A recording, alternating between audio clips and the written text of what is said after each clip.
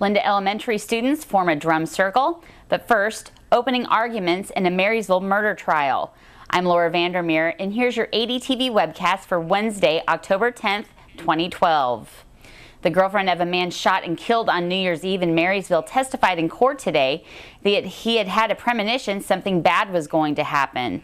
Opening arguments started today in the murder trial of 21-year-old William V. Silliman, a Beale Air Force airman charged with second-degree homicide in connection with the shooting death of Stephen Sam Moore. Silliman has pleaded not guilty in the case.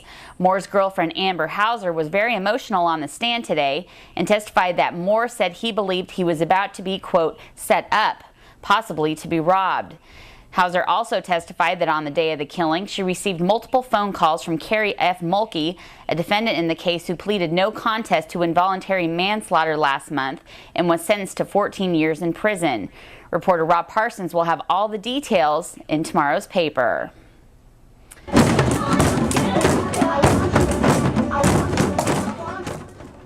Well, Afro-Cuban beats are common sounds at Linda Elementary School, where sixth graders are palming and pounding out their inspiration on instruments from foreign countries. Teacher Timothy Dant applied for a mini grant through Marysville Joint Unified School District and was awarded $1,000 to purchase materials. He now teaches the drum class 2 days a week. The kids perform on everything from the djembe to the maracas and even on plastic buckets, freestyling the beats as their teacher turns on top 40 hits.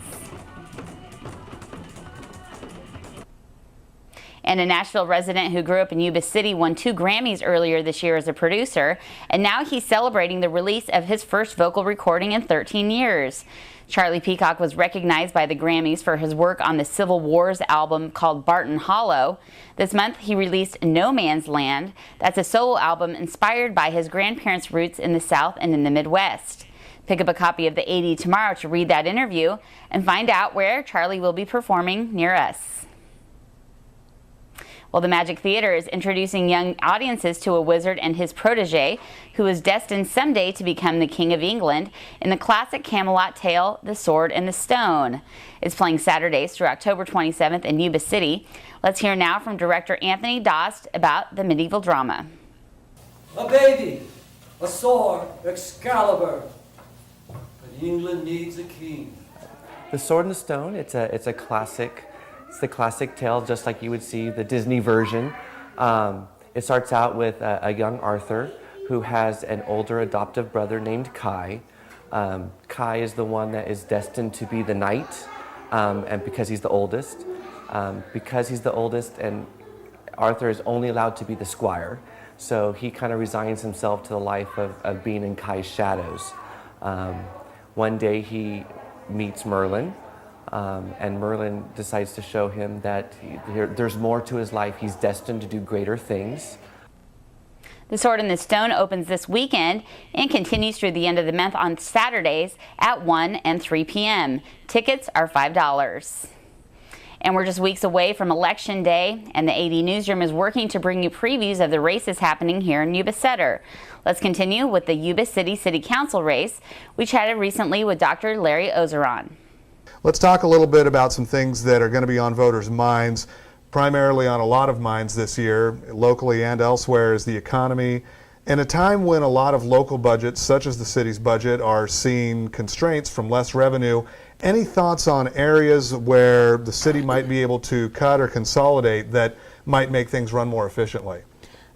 I agree with you. That's on everybody's mind. And the challenge is, what do you emphasize and what do you de-emphasize?